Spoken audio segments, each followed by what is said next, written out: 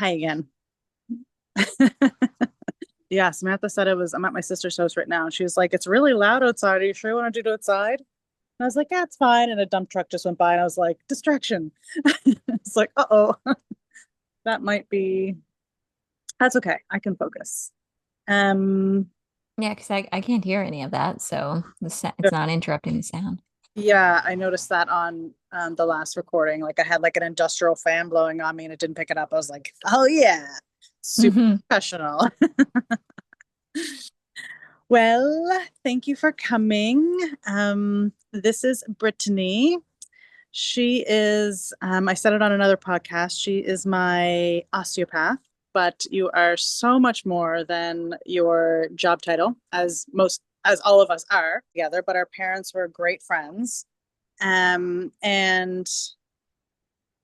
I want to say, like, when I kind of went through my like first like spiritual awakening, I started to understand the things you were talking about online. And I was like, oh my God, somebody I know that's like talking about this stuff and is like on that wavelength. And I remember like reaching out to you. I was like, we need to talk. And then life happened and like then we never really got to talk. But I've been lucky enough to get on your client roster and chef's kiss. Like anybody who's a client of yours is so lucky. I do want to let you kind of give a more rounded introduction to yourself, if that's something you're open to. Yeah. Well, I'll start with thank you. Thank you for your kind words. And it's nice to reflect on um, that moment for you where what I was talking about was starting to make sense. And yeah, I've always felt kind of out there, I guess. And there's parts of me that have cared about how that's perceived, but not very much of me has cared with those core values and mm, expressions of myself, I guess, that I think you're referring to. It's like the way that I live. It's just who I am. And then there's some more obscure things uh, like my method of osteopathy that I now spend the most time doing that yeah, had to come out of me at the right time because it even felt out there to me. But yeah, just yesterday, someone introduced me to somebody else, and they were trying to list off all the things that I am because I'm extremely multifaceted. I will say, I used to say that I was a Jack or Jill of all trades Mm-hmm. because I just love to learn and I love to know how to do things. So that's just who I am at my core. But how I explained myself to this person was that I'm just a life enjoyer. Oh yeah. I'm just a life enjoyer. And along the way, I really hope to be of deep service to humanity. Uh, and the way that I've chosen to focus that happens to be just from a place of manual therapy, uh, instructing different limbs of yoga, and yeah, being a good listener, I think, is something else I do a lot. Mm, yeah. Yeah. You're a great listener. Mhm. A listener of voices and also what's not being said. Yeah. I would, Yeah, that happened surprisingly, I think. oh, really? Yeah. I wasn't asking to hear the body talk to me or to see what the body was saying. It just started happening. And then with anything that's more of an intuitive gift, you let it in or you ask it to only be available at certain times or you say no.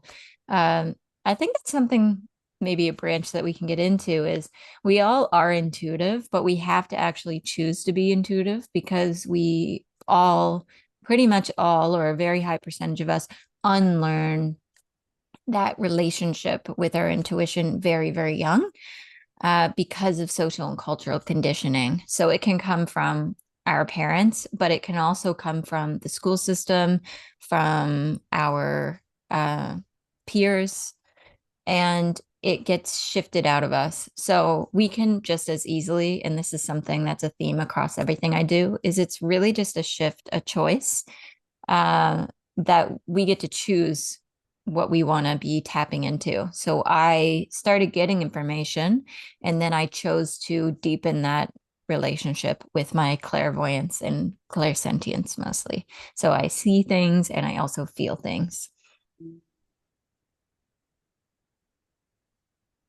Is that scary for you to say out loud? No, it Nice. isn't. Nice. I actually felt fear of you saying that out loud. It's really funny. Yeah, it's that like instinct, I think, from like our ancestors. Yeah, I was funny. I was like feeling fear for you saying that out loud. Mm, So weird. So that's okay. I'm just doing a little self-soothing. I'm like, it's okay. We don't have to be scared.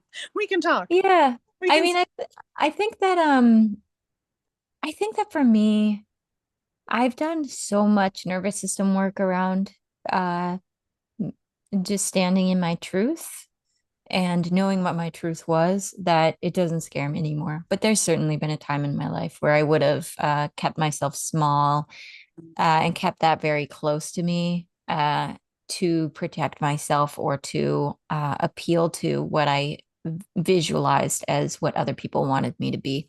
Ooh, So I have transitioned from a feeling of, ooh, maybe I shouldn't be that weird or that out there or myself.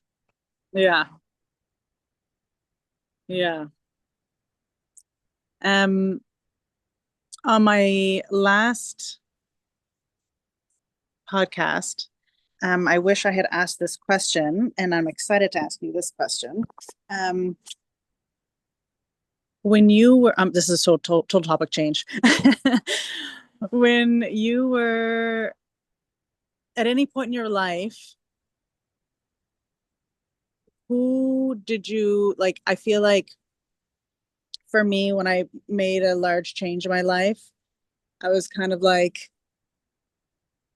it was like, I don't know where I saw this, but it was like basically like, who in your life do you like look up to? Who in your life that would you want their life? Who that in your certain your like orbit would you want their life? And then I was like, oh my God, there's no one. And then I was like, oh wait. And then I remembered somebody and I start just hanging around with them as much as possible. And my life shifted.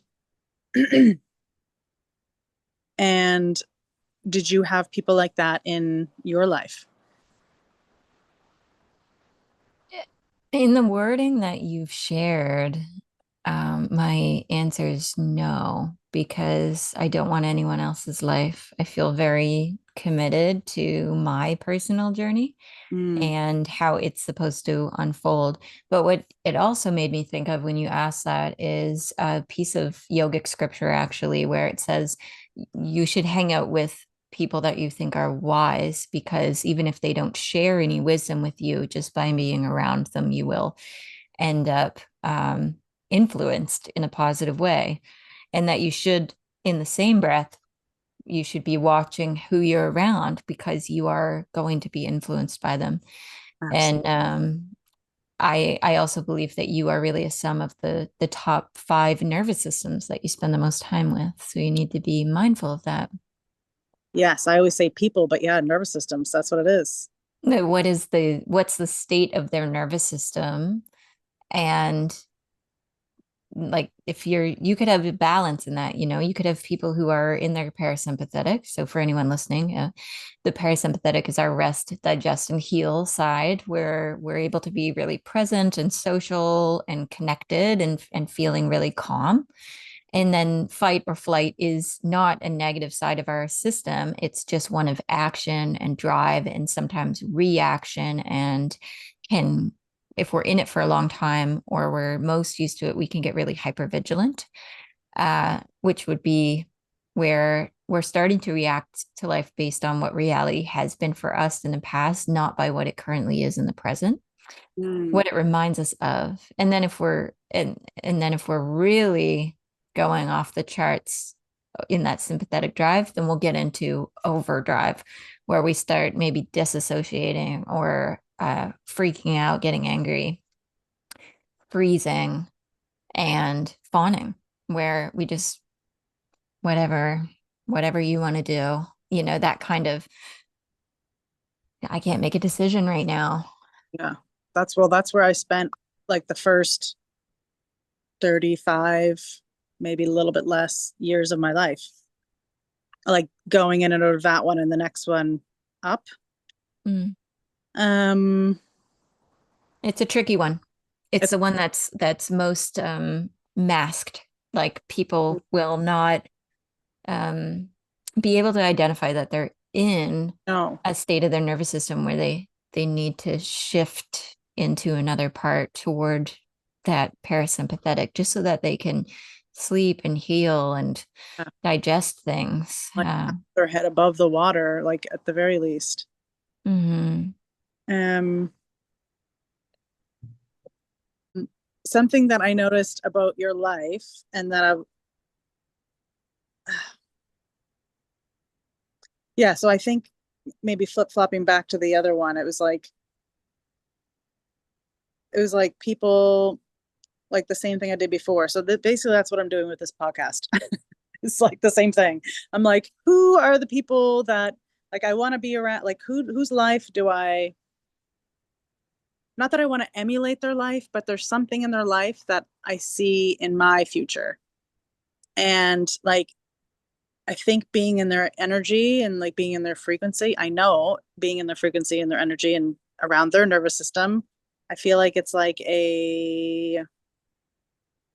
I don't know, like a stepping stone or something to like the next. Like I feel like it pulls you into where you're supposed to be or where you want to be. So that being said, something that like inspired me with your life, I noticed that you spend quite like a good chunk of time re-energizing that what I would call re-energizing. I'm sure it's or replenishing, I'd say. Um, and then some of that time I've noticed has been like in other countries, like tropical countries. And I'm like, mommy wants that. Mommy wants that. And I'm like, oof, can you talk to me a little bit more about that? Yeah, thanks for that reflection. I'm Mm, like, what is it about my life that looks interesting or exciting or pleasurable to other people? pleasure. Mm, mm, uh yeah, I mean, I'll try to keep the story short, but I knew that this was the kind of off, I would call it like an off and on career entrepreneur lifestyle. I knew that's what I needed and wanted for pretty much my whole adult life. I've only held a 9 to 5 Monday to Friday job working for someone else once, and it was when I was like 20 years old. And it wasn't bad. And I did enjoy that time, but I knew that that wasn't for me to work under somebody else and to not lead my own stuff. And I talk about this with my partner a lot right now as he transitions from that kind of model of security and stability into being an entrepreneur and running his own business based off of commissions. ooh, It's interesting to get this right now because he's going through something that has been my life for a really long time. And so I see like the friction of coming up against the ebbs and flows that inevitably happen with entrepreneurship. You will not have consistent months. You might be able to get pretty close to that, but you can. The one thing you can expect is that there will be fluctuations, and I love that. I love that I get to make my own schedule. It mm, can be cyclical or seasonal. It can change whenever I want it to. And it is run off of what I want to do. And so I've based going away in the winter for the example there of traveling and going places. I've based that off of my need for space. So as much as I like to be very deep in community and connection, I also need complete space from that for big chunks of time. So I usually take a month off at least twice a year, sometimes longer. Uh, I usually fluctuate that. But in the winter, I take at least a month, if not at least 5 weeks. 5 weeks is a sweet spot. And Mm. then I'm totally charged back up to come back online. What was your most exciting time off? Like what was the peak of time off? I've baked it into my job as well. So I think that the most exciting time was when I lived in Singapore for 2.5 years. And I got scouted in Vancouver to help open a wellness studio and teach yoga. What? And yeah, one of my students. And I was making great money. I was on salary as a yoga teacher, unheard of. Mm. And I also got creative uh, freedom. So I was also creating the whole schedule and running the space. And then I did that twice while I was there. And it was super fun to just work too much, honestly, and also create things all day and get paid really well for it and be in a tropical place. So did you say you opened two studios while you were there? Yeah, one was a mess. Too many shareholders, none of them wellness enthusiasts, Ooh. and then me. So it was just a lot of um their intentions were great, but there was too many moving parts to create success with it. And then I got asked to help open another wellness space, which was really fun as well. That did continue to be quite successful. Uh, they were like a gym, boutique gym, and also a yoga space that myself and another wonderful teacher were running. And yeah, I was a Lululemon ambassador while I was there too. And Lululemon was new. And so there was a lot of excitement. And so we were creating a lot of really fun things, which is the best part about Lululemon is there's lots of drive for community connection and lots of passion for connecting people and wellness. And so it was fun to be a part of that too. Well, I don't even know who you are. That um there's so much there. Did you I did you learn a lot in the studio space that didn't work out? Yeah, I worked or was exposed to a lot of the behind the scenes of running studios and wellness spaces from those two experiences, and then also working at other yoga studios and taking on other roles. Mm. And that has been very helpful because it pulled the wool off my eyes on the business of wellness and helped me to really see it for face value.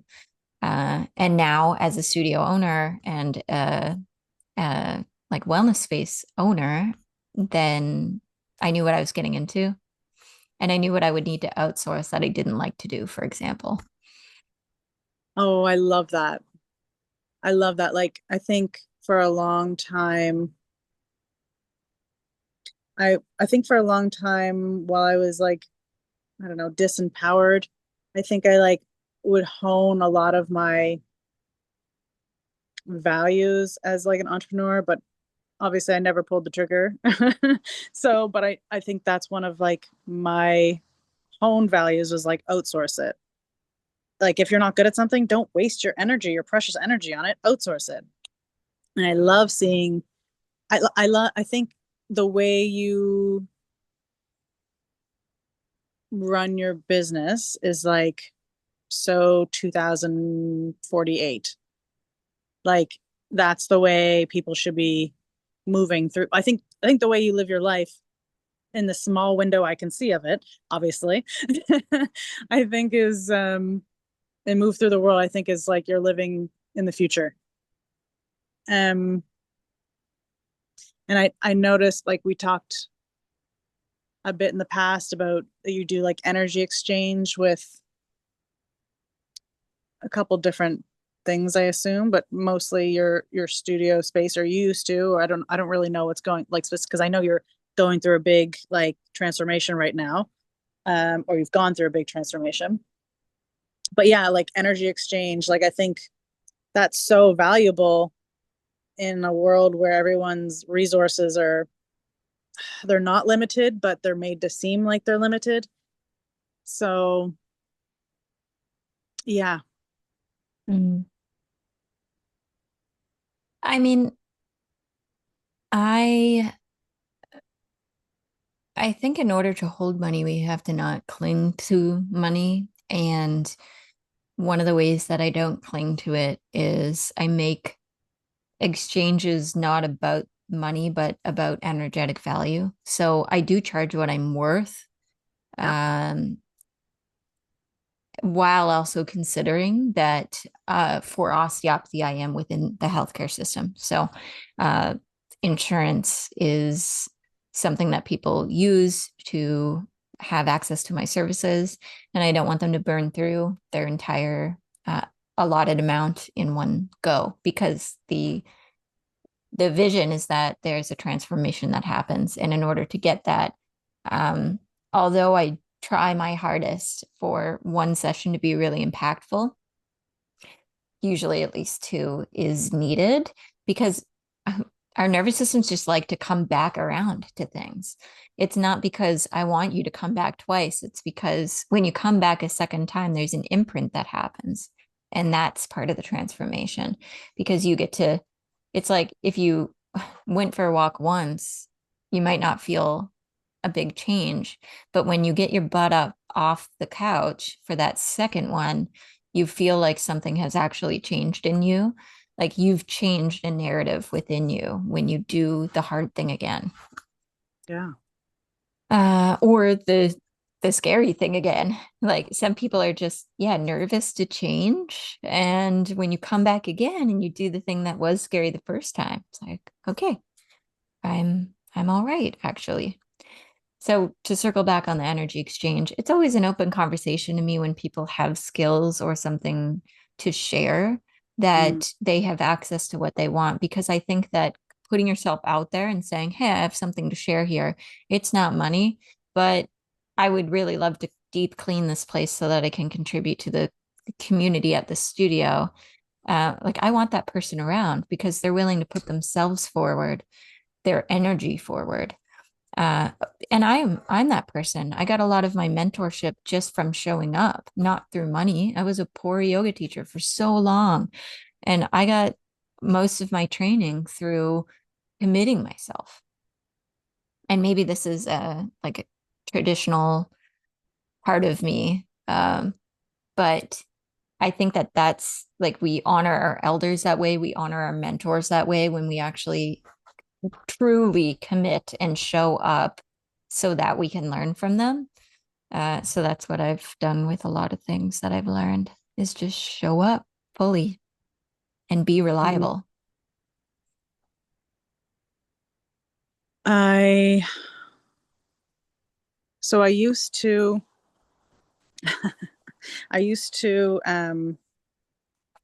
work at like a virtual reception company, and we used to do a lot of bookings for lots of different companies, but there's a lot in like the physical um like physical wellness um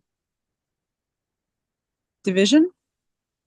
Anyway, but we used to book for chiro, physio, massage, osteo, all kinds of different things. And I also used to train other people to do it too. And like, and people would always ask, like, what is osteo? And literally, as even as a trainer, we couldn't even explain it. We would, the best we could come up with was we were like, it's a mix between physio and um, chiropractic. And then also when like I was having my spiritual awakening, when I was having my spiritual awakening, I remember going to my doctor's office and being like, I know what's wrong with me. I have a dysregulated nervous system. And I was so excited because I was like, oh my God, this is the missing link. This is the key. And she was like, oh, why do you think that? She's a very sweet woman, like great doctor. I'm so lucky.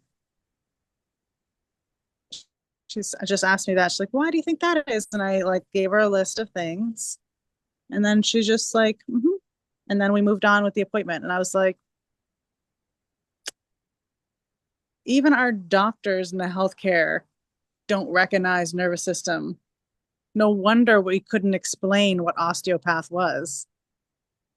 It's like, and that, and oh, and the other piece I should say is we would always tell people when we were booking or when they were asking about it, people, it was like a general consensus that people that have tried everything, when they try osteo, things been working. And then when they try osteo, it's like the missing link. And we would always say, like, it's bringing your body back to homeostasis. So it's like,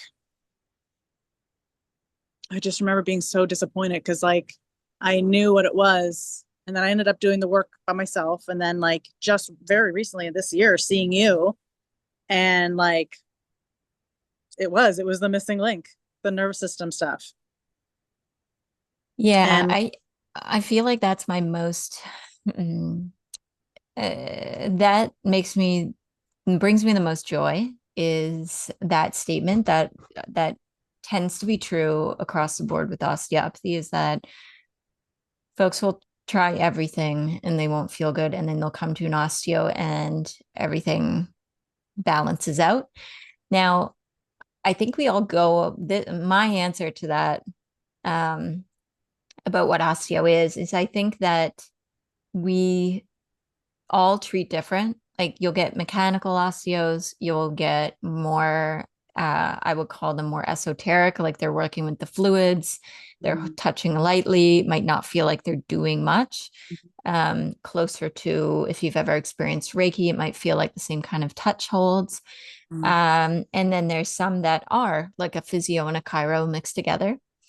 And I think what is consistent across the board is that we have certain principles that we abide by, and part of that embedded in that is that we believe that there is innate intelligence in the body, and that we should listen to it, and that we should observe it as one of the facilitators of the treatment, and that's what's unique about osteo is that we tune in to your body like that. We tune in as a listener, not as the knower.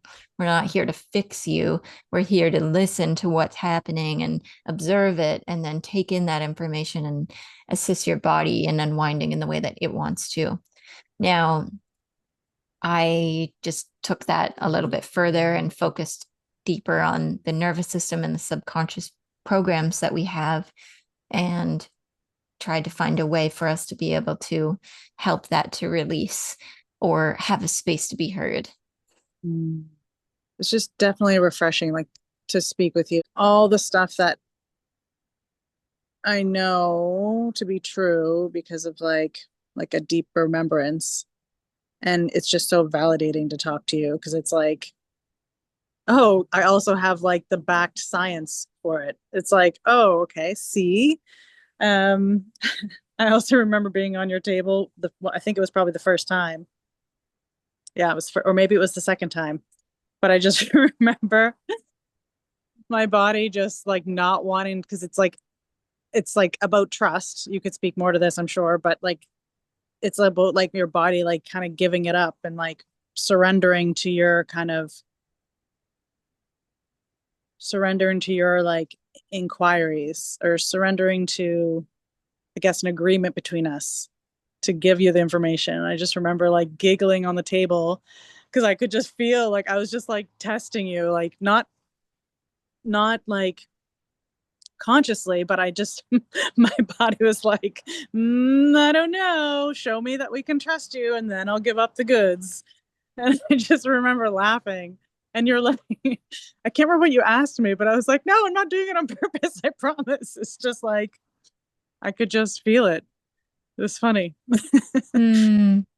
But then the second time, I was like, it just like flooded out of me. I was like, you are trustworthy and I feel safe, which is, Mm, I don't want to say rare, but it's rare for my experience in life.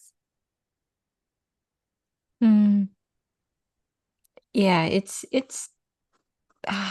both. We can feel both the essential need for the work and also be terrified to do the work at the same time. And I take that into consideration with everyone. And just, I think one of my superpowers is that I'm really playful. Like, I'm a very serious You are. person, but I'm also very playful. And I think that we need play on our journey because life is hard. And when we get to a point where we just don't feel good, it's because there's so much of that hardness that's compounded Mm, that does need to be felt and feels very heavy. And why meet it with more procedure or seriousness? Like if mm, we just need to meet it with curiosity and wonder and a little bit of silliness, even like laughing. We laugh when we're tickled because we're protecting ourselves. mm. Oh. That's what tickling, like that's why we get ticklish, is because we're protecting an area. And so if we laugh, then we can push the connection away. Hmm. So it's the same thing. It's like we'll laugh because it's so wild that our body is moving on its own or that we're feeling a part of ourselves that we've numbed for so long. And Ooh, so yeah. it's extremely appropriate to feel resistance, to want to laugh, uh, want to scream. Most people laugh and cry. Mm, yeah. Yeah.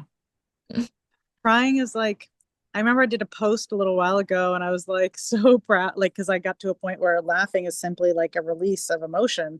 And like, I'm almost like so proud of myself when I let myself release that. I am so proud of myself when I let myself release that. And I did a post being like, if you need like a good place to cry, this place is great. Like, if you where you cry so hard that your snot runs down your face. And I was like, ha, ha, ha. And everyone was like, oh my God, are you okay? And I was like, oh, wait, no, I'm good. That was like a beautiful experience. And a lot of people didn't quite get it, of course, but um Mm-hmm. yeah. And I think I also want to say, like, I didn't realize going into osteopath like an osteopathic appointment with you, or maybe any osteopath appointment, that you're releasing like trapped energy, I mean, that no longer serves you, so that you can like reabsorb like frequencies that will serve you. And I just didn't realize you were released. That's a lot of like some of what it was. And I would have came a lot sooner if I knew that. Mm. Like, Yeah, I mean, I can't speak for any other osteos.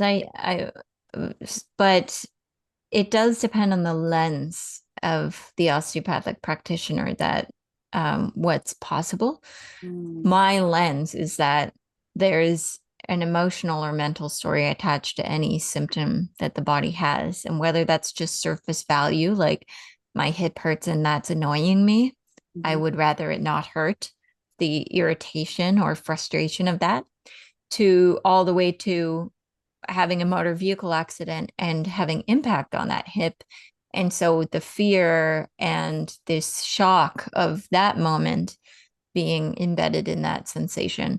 I really feel like if you are willing to look, there's something to be felt that's emotional or some truth to observe, a statement, a belief, a program that you have in your mind that's making up the mind part of yourself that is also influencing your physical systems. So I'm of the mind that if we don't consider that, we're not trying to dig it up, but if we don't consider that that's a possibility in every moment, then we're not allowing ourselves to have a holistic healing process. I think that's why a lot of people will go and get their shoulder taken care of because it hurts over and over again, but it keeps coming back. Like, well, what is the shoulder trying to say beyond just ow? Mm. If you look at that, then you end up someplace. Or to bring it back to osteos, usually are the last thing that people see, and then something releases. It's just that we're also considering that the nervous system and the cerebral spinal fluid are involved. Mm. And the body doesn't make mistakes. It's just trying to say something. Yeah.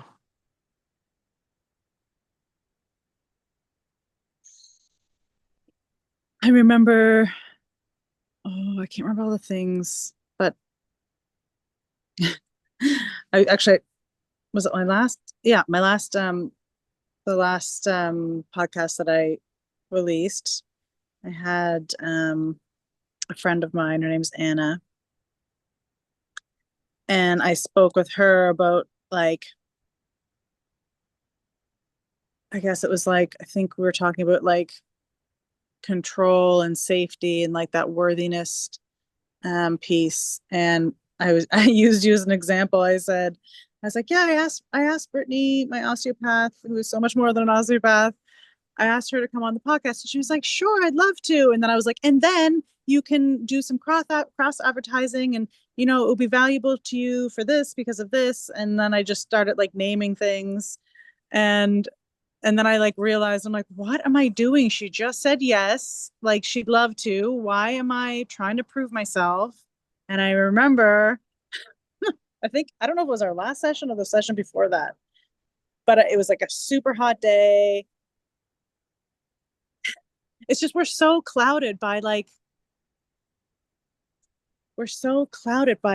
what's happened in our lives, how we like interpret things. And like usually maybe I'm just not, I don't know, I just remember being very conscious of this kind of like lens that I was seeing what you were saying through. And I was like, this is not who I am. What am I doing? I think you said something like, oh, you said something like, oh, you look so summery. And I don't wear, like, I was wearing like Lululemon, like long shorts, but I don't wear like, I'm starting to do more now, but I don't usually wear shorts in public unless I'm like working out. And so I put those on with like a crop top. And I was like comfortable in that outfit, but like at the same time, not comfortable in the outfit. And I was like, oh yeah, I had to wear this because it's really hot out and like blah, blah, blah, blah, blah, blah, blah. And I was like, what am I doing? Like, and that you were just obviously so sweet about it. Like, I mean, if I was on the other hand, I would have been like, no, that's not what I meant, blah, blah, blah, blah, blah, blah, blah, blah, blah. But you were just very sweet about it and kind and accepting. And something else happened too. And I was like, oh, blah, blah, blah, blah, blah. And I was like, what? Who am I? Like, I just,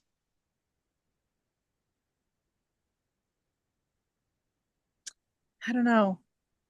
I think I'm going through I think when I started seeing you, I was like,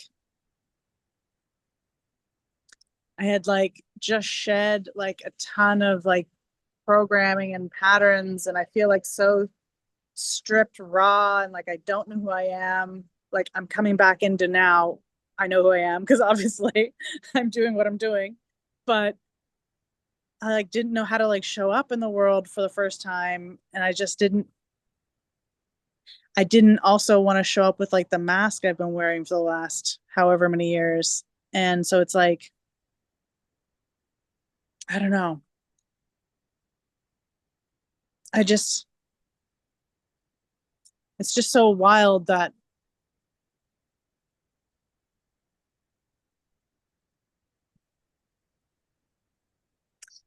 it's just, I don't know. I guess I just want to make a reference to like how, oh, people are like unconsciously going through the world and how I've gone so unconsciously through the world and still like, and all the self development I've done, like, I'm still like, not still, but somebody like once said that like oh, I'm going to butcher the saying, but it was about like somebody who's done this much work on them will never understand somebody else. I don't mean to make it lower or higher, but it just is what it is. They'll never understand why people do the things they do at this position when they've done the work here. And then same thing, this person will never understand the reasoning and or the perspective that these each people have. And it's like no matter where I am in the scheme of, I guess, self-development, I guess that's a general good word for it. It's like every time I get somewhere, I'm like, this is it. This is peak. I've hit it. And then I'm like 4 months later, I'm like, oh my God, I knew nothing. And then like 4 months later, I'm like, oh my God, I didn't know. Like I'm to a point where now I've accepted that like no matter where I am, I think that I can give myself compassion and my ego isn't like, but it flared up that time when I saw you. But my ego is like trying to dissolve more so that I can like show up ego free. But I just remember it being like triggered by, I don't know why. I think it's probably because maybe you're like a safe spot, but it was just super triggered and it's been triggering after that like 9/9 portal. And I really don't know what my point of this was, other than you were there for that experience. And I guess maybe I'm curious as to if you felt that, or if you might not even remember that situation. But it was like Uh, something else, and I literally took that the wrong way too. And then you said something else, and I was like, and then I left, and I was like, what the? What is going on? Oh, there's lots of touch points there for me listening to you describe it and describe yourself. Uh, so the first thing I want to point out is that we can only control ourselves. And so I don't take anything personal yeah, that you were saying in that moment no, because it's not about me and I it's spoke in authenticity. yeah. Um and then and then I just let it land because I was in truth and integrity. Mm, And how that lands is going to land exactly as it's supposed to for you. So in this case, triggering and activating another version of yourself. Because I mean, the whole point of us doing any work is to be able to get to places where we have a choice point, I like to call it, where instead of just reacting to things, you have a point where you choose what version of you is going to show up, mm, the one who's been masked or the version of you that you feel is your current reality, your highest truth.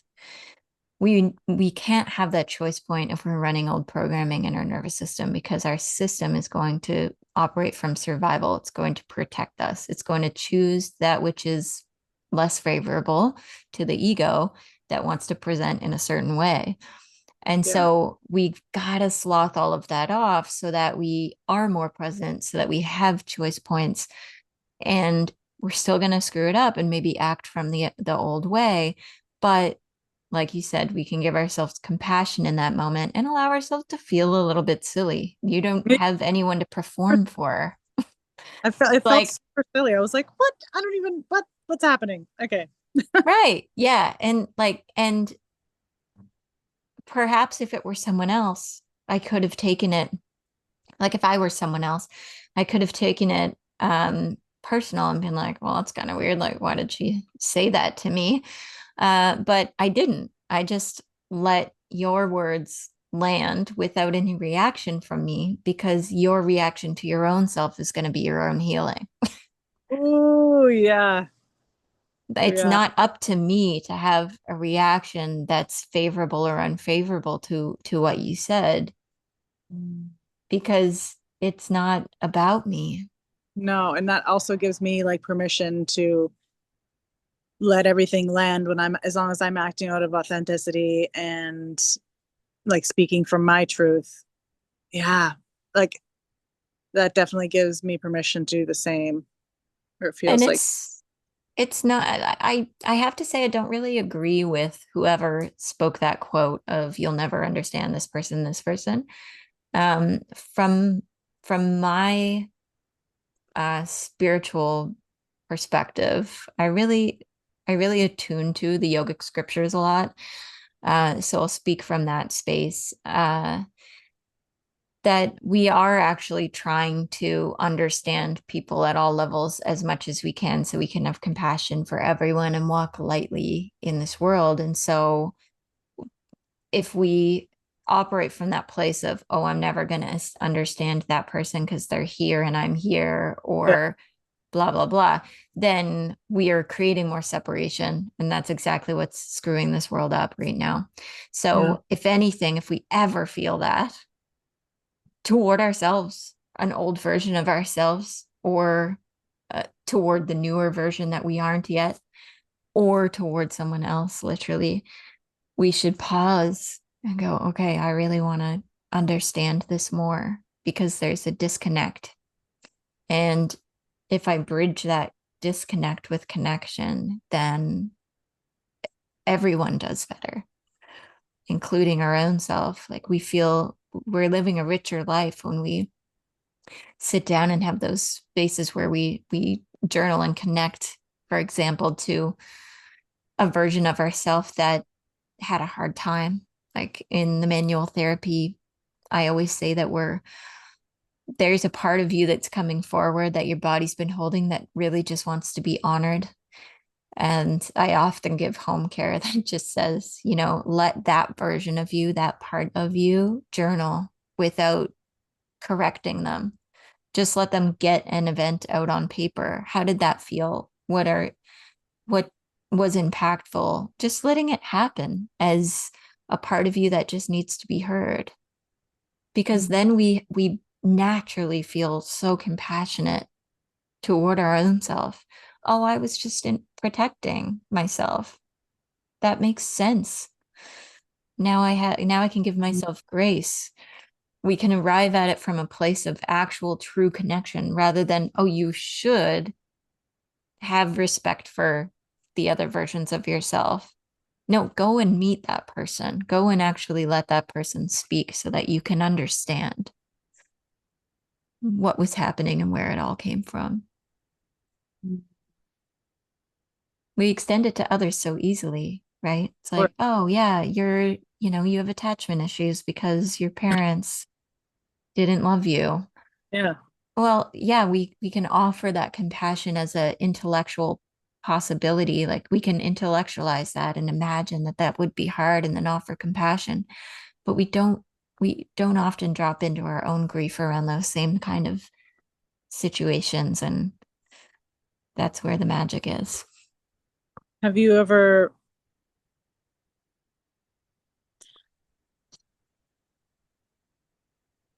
so because you're able to see that for somebody else, have you ever had to leave a relationship, like romantic or platonic, mostly platonic, like because the other person, have you ever had to leave the other of a relationship because of where the other person was in their life? Hmm.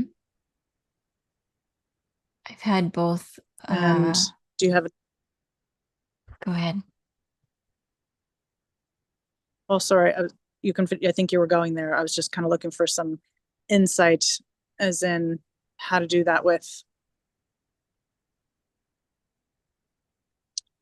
compassion and grace.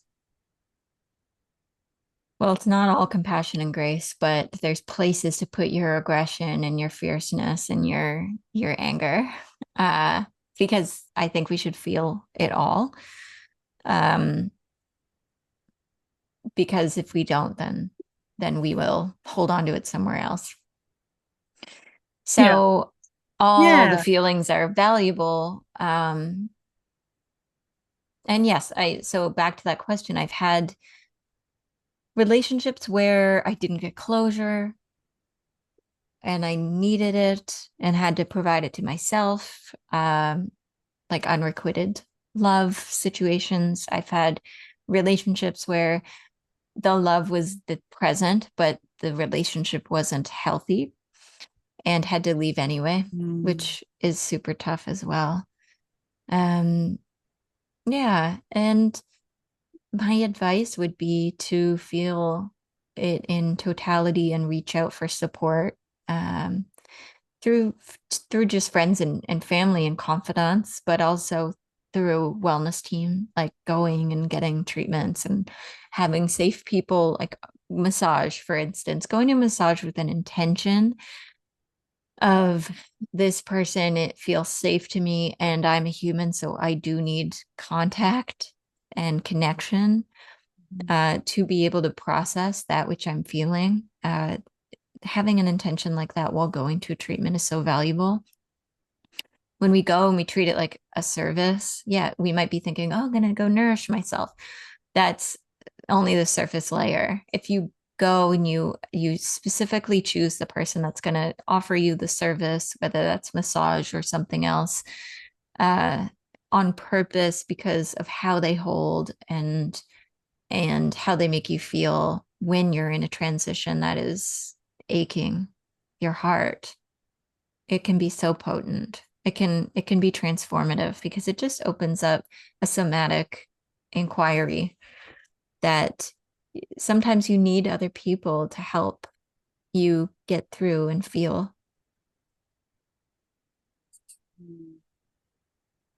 Mm. I've definitely, I mean, my last like romantic relationship, I left it with like so much love and so much grace. And I'm so proud of myself. Like, and it was like out of a movie. It was beautiful. I sound like Trump. It was out of a movie. Trump speak. Um, but yeah, there's been instances where I've left relationships and like I still feel like guilty about how I left them. Like friends, specifically like friends. And it's like, I don't know, there's a missing link there. There's something that still bothers me. And I don't want to like go back and be like, I just I don't want to go back and then like it's because it's not about me. Like it's not about me. It's like the hurt I've done. And I like want to honor that, but it's just like I just don't know how. Like Apologizing. just apology.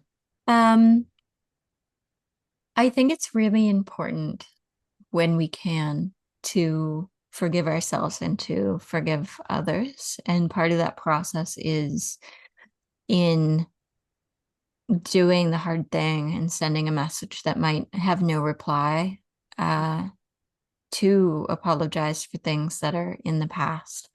And we could excuse it as like, oh, it was so long ago. They're probably not even thinking about it, Yeah. whatever it is. But Yeah.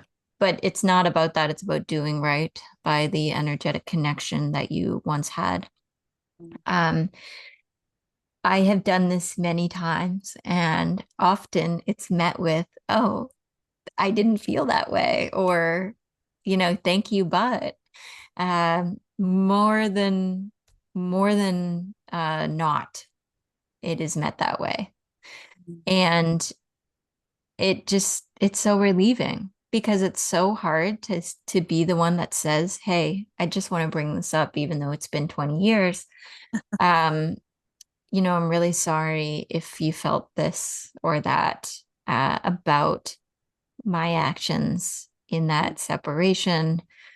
I'm really sorry. I didn't mean it that way, but blah blah blah. Hold And on, this, again, I'm gonna write that down. Just joking. I mean, it's part of the 12 steps in Alcoholics Anonymous, I think, is that you Perfect. make amends. Yeah. And it's because it's so powerful. It's such a powerful energetic play when you reach out with no desire to get anything in return and you just not plead your case. You don't make excuses for yourself. You apologize for the hurt that you caused. Yeah. And and I'll use an example in my own life as as an interesting example. Uh, I was relating with someone many years ago, and when I reflected back on that time, I felt like I led him on, that I might have given him an impression that there was going to be something romantic that happened between us. And then there wasn't. But the time that we had was very healing for me because at that same time uh, there was a lot of disruption and hurt that was happening between me and men. And he was not that. He was just a very supportive, platonic friendship, intimate friendship where we just really held each other. I think we ended up holding each other through that time, but it was very healing for me. Um, but I had a story in my own head that I had led him on. And I set the intention to have that hard conversation of, I know it's been a while, but I do just want to apologize if you felt led on at that time. I and being so vulnerable with the truth of how important the connection was to me, how it really saved me in a time when I was feeling so hurt, and repaired a lot of my trust in men. I set that intention, and I'm in Bali at the time at a training talking about making amends with people that you feel like you've wronged, that you have a Oh, story of in your head. And I'm in Ubud, and I know that he is there somewhere, which is not where we had originally connected.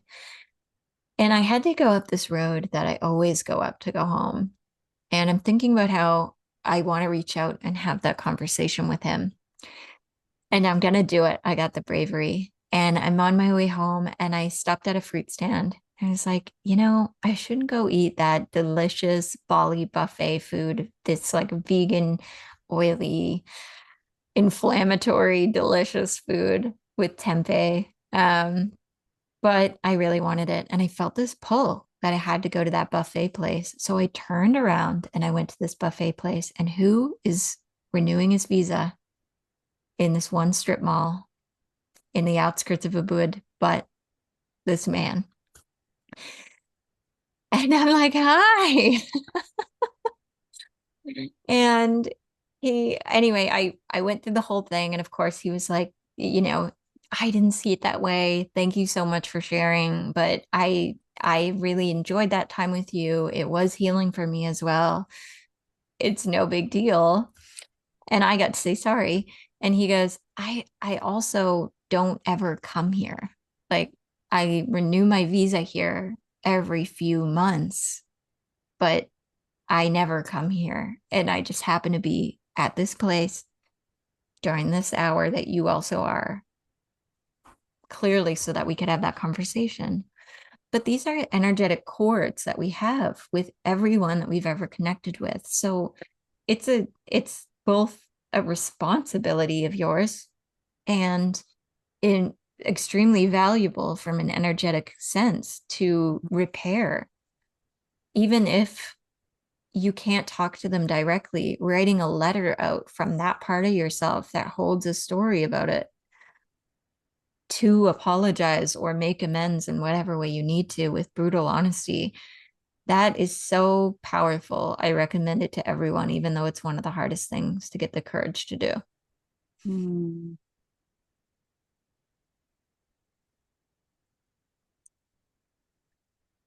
Well, that was a beautiful story. Thank you.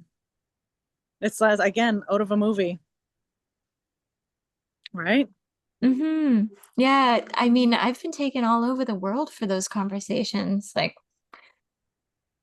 you could question why you're ending up in a place or why you feel the need to go somewhere, and then there you are, and it's for this one conversation that's gonna shift this invisible energetic grid that's been pulling you like tension in your fascia toward a certain frequency since that moment of rupture. Please, Louise, that You was need to think of it like that. right. I love that. I do love thinking about my life as like a movie and like the like macro vision of it. Like this one decision is going to like ripple effect that fascia, the fascia of your life. Ooh, I love that term. Mhm. Yeah, 'Cause with a little bit of play too, right? It's like or agency. Like I like to think of it as every moment matters. Like this is my one life in this body as this iteration of myself. I want it to be great. I want it to have meaning. yeah. Yeah, that curiosity and like childlike wonder, like that's what I'm trying to call in. And I'm excited, can taste it, but it's definitely like I feel like I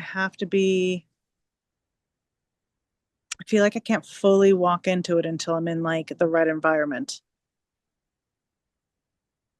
For that, I would say practice. It's like tiny practices Yeah. of play, things that feel safe, because the bigger things aren't going to feel safe right away. You have to practice the idea, the experience, the energy of it in small ways first. It's like telling someone to stop smoking is one thing, telling them to just consider it and observe people not doing it and what that life might be like, and maybe having one less cigarette a day, just to Mhm. entertain a different way of being. It's like little tiny bites. It's the same with intuition. It's like telling someone to just believe that they know the right answer to everything right away, or bigger things right away, is too grandiose at first. At first, it's like, I'm gonna trust the first thought that I had, that maybe the light's gonna turn green on this road, or I should turn right now, and just see what happens, who you see, who you meet, where you end up, and then when it's positive, letting yourself feel the positive effect so that your system can calibrate to it. Yeah, like the lived experience of the positive effect. The emotional response, if we're speaking in terms of the science that's out about heart and brain coherence. And if anyone doesn't know about that, Heart Math Institute is a great place to explore because they've done a lot of research on it. You can bring your brain to a thought or to a perception, a new perception, but also having an elevated emotion about that and bringing your heart and brain into coherence amplifies the potential for that reality. Oof. And yeah, that's the next step. It's like you also have to let yourself feel the good things that happened and really steep in those when something good happens. Yeah. Yeah. I mean, that's that basic gratitude practice. Mm-hmm. And yeah, recently I've heard like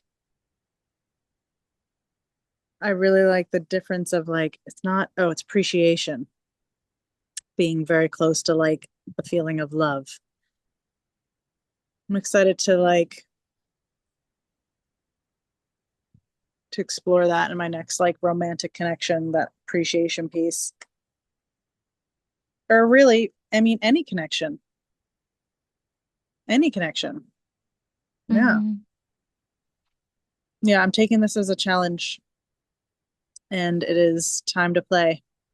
I know like the last time I felt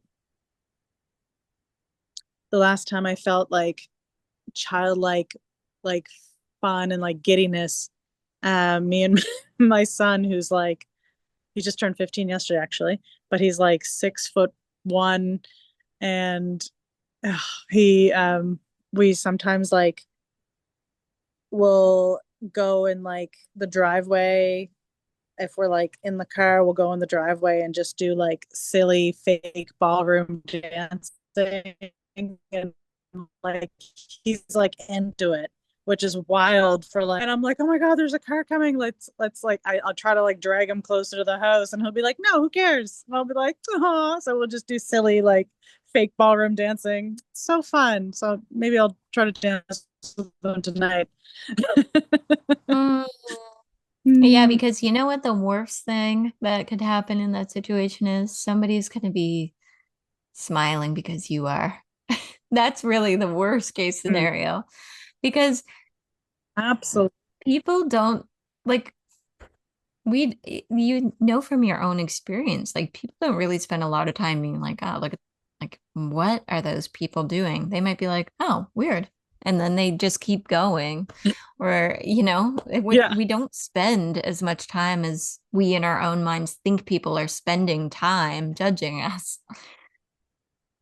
Yeah. Like, I don't care as much, but I thought that he would just be like, oh my God, mom. Like, because in our Oh, regular day to day, that's like if I was, I remember like, one time brought, because I had like a Stanley my sister gave me. I would have never purchased a Stanley, but like a Stanley water jug. we And love that thing. it's good. It's good. But he was like practicing football. Oh my God, he was so embarrassed.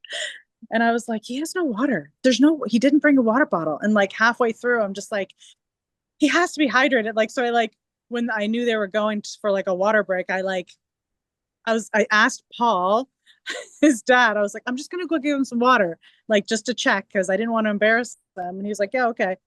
And then I like went and I was like, Gavin, like basically pointing at my Stanley. And he still like makes fun of me to this day. He's like, Gavin, like doing the impression I had like my Stanley and my keys in my other hand. I'm like, Gavin, water. So I'm always, always conscious of trying not to embarrass him. Oh Yeah, God. there's nothing like kids checking your ego too, right? Where they just like make sure you know that you're also just a silly large child. Just ridiculous. Yeah, my 17-year-old girl is a pro at that. She just also likes to tell me like everything that's wrong with me. She does it in a joking manner, and like I laugh about it, but she's just like cold as ice. She's like that eyebrow. I'm like, I'm like, okay. So nice Oh, to see you too. yeah. Bless her. Mm-hmm. Mm-hmm. Um, yeah. What is I don't want to take up too much of more of your time because we have just been yapping. Mm-hmm. But what is on your heart and mind lately? Um, What are you razzed about? I've never used that word before. rest. Razzed. Uh, Hmm. we've been navigating a lot of our elders in both my partner's family and mine, just illness and death this year. And you know, people gather when someone dies and how people come out of the woodwork and Yeah. um, things get said that haven't been said. And yeah, I've been dwelling a lot on how our connections are really what life is about, Mm. our family and what we give to that, what we're cultivating in that, and also our extended community or like our closer community can be involved in that as well. But that these daily relationships are truly what life is about, our relationship with ourself included, because how we're cultivating our relationship with self is going to be how we step forward into those other relationships. And I've just been thinking about that a lot, and how, yeah, I feel like that is a large part of what life is about, is our connections, our relationships, and cultivating those in an intentional way, because that's who's there when you die. Like seeing who showed up at my partner's grandmother's funeral and service. Uh, one of them did a lot of volunteering and was very involved in her church and helping people, and she was a nurse. And the dang place was full of people I've never seen before. And I thought, wow, what a legacy that people would see your name in the paper and feel like they were connected to you enough to show up at your funeral. That's pretty amazing. And I looked around, I was like, all these people felt connected to her. And not Mm, that we have to reach everyone, but that that's what ends up mattering in the end. And what no doubt she carried with her beyond living was likely contentment with the connections that she did have in foster. So I guess you could dilute that, or not dilute it, but concentrate it down to one thing, which is love, and that's really at the center of it all. How we are in connection to it and how we feel disconnected from it. Um, Allowing that to really govern your choices and how you know they will be impactful. Um, yeah, thinking about that a lot and cultivating it in very concrete ways in my family system and also a studio that I just opened. So you spoke to my transformation, but I opened a yoga studio that's, I guess, more classically or traditionally curated. Uh, we do a lot of pranayam and asana and meditation there, and classes are small. And we speak about philosophy and scriptures of yoga as a place that is non dogmatic but spiritual, where you can inquire within and let things have higher meaning than just moving your body or staying still and meditating or improving your breath quality. So those are the foundational functionalities of the practices, but we really hold space for it to have more meaning than that, higher meaning, where you can connect to information that you have only through your own lived experience in your consciousness and within community, because we're wired for connection. So community and integrating the practices together is a big part of what we do as well. And that's been so nourishing to me because I needed that. I needed a place where, sure, I'm going to yeah. teach a class, but I'm hanging out with like-minded seekers and having conversations that I want to be having. Yeah. What do you mean by dogma? So there's no attachment to religion, for instance. Like we're not pushing the yogic way. We're just using it as a lens of conversation, but uh, a lens of conversation for inner inquiry and cultivation of connection with higher meaning, whether you call that God, creator, your higher self, source, the universe, you can you can touch in on it with us. Yeah. And I mean, I'll just keep saying like that space is like, it's the word for it. It's like, it's unforgettable. Like it's, I've been in there quite a few times now, and I don't know what space. I think if somebody was doing a guided meditation, and it was like she asked afterwards. Yes, yes, this is what it was. She asked afterwards. She was like, "Now, what was that experience like for you?" And somebody said, "I can't remember what somebody said, but they said blah blah blah." And I was like, "Oh my God, it's like a womb space." It was like so nourishing, and like you can feel the energy in there. Like it's nourishing, and it's like so safe and protective, and it's another word for nourishing, but it's also like you just feel like the life energy in that room.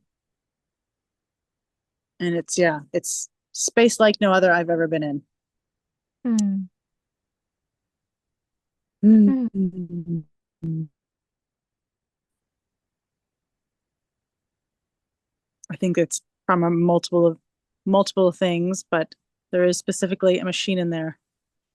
What about, I Yes. know what machine is. I know frequency machine, but I know there's a name for it.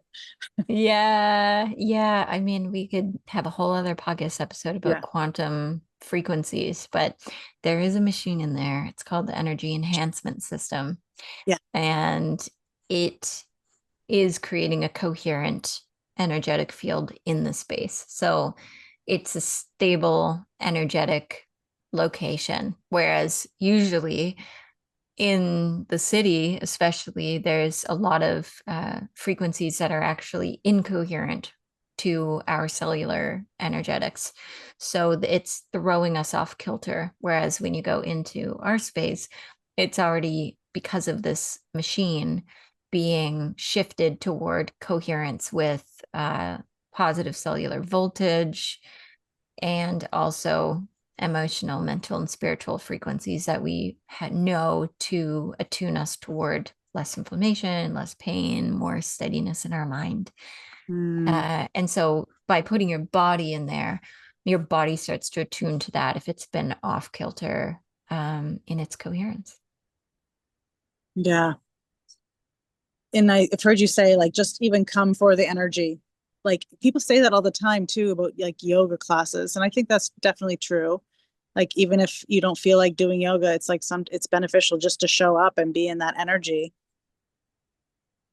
Yeah, And to put yourself into the spaces, like you said, put yourself in the spaces and with the people that you want to emulate or that you want to be more like.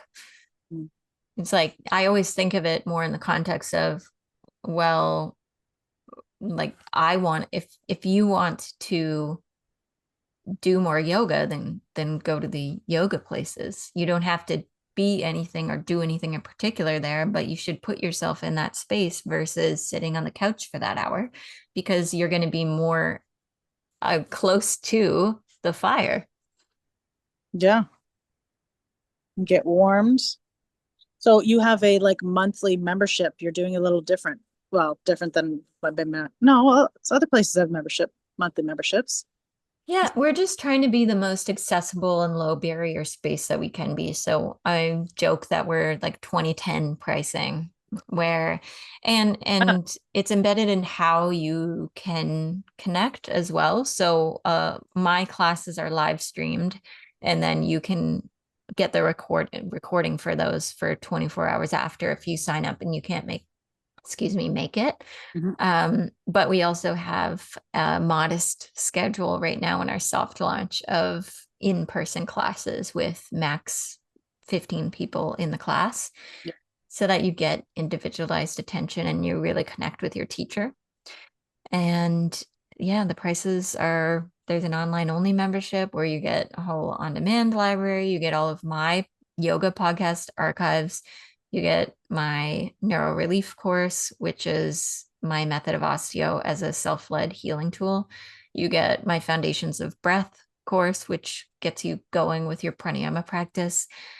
There's an exclusive podcast in there, there's a community. You get all of that with the online membership. And then there's also a hybrid membership where you can use all the online stuff and also come in person for a membership rate and enjoy everything live as well and discounts on workshops and things. A space to connect and also feel connected to your teacher because there's really big classes these days. And although it can be very nerve-wracking to know that the teacher sees you, it's also the best way to actually evolve and learn. Well, if anyone And is curious about osteopathy, just to kind of close it off with some information about how to choose whether it's for you, whether it's me or not. It's very non-invasive and you wear your clothes the whole time, no matter what osteo it is as well. So it's pretty entry level in that regard that it's not like a really big explosive experience. So it's pretty gentle and non-invasive in a multitude of ways to seek osteopathic care. Um, and then with my services, usually I point people to a simple question. Do you have a feeling that there's something that your body's holding on to that's beyond just the pain or discomfort that you're in? Do you have any thought that there might be something behind the scenes kind of running the show with how you feel? Or would you answer, I just don't feel well. I don't know what it is, but I just don't feel quite right.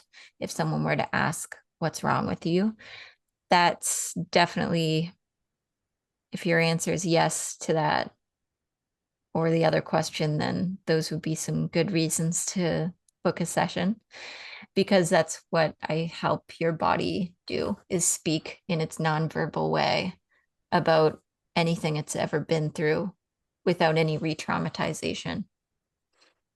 And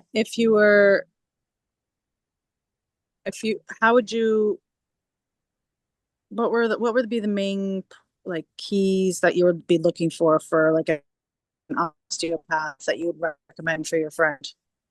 And so reading the Mm. bios and looking at least a photo of the osteo and getting a feel for their energy and what they feel is important to write in their bio will give you a feel for what their treatment's going to be like. Yeah, I really appreciate you coming. Yeah, thanks for having me. Enjoy your day. I will. Thanks.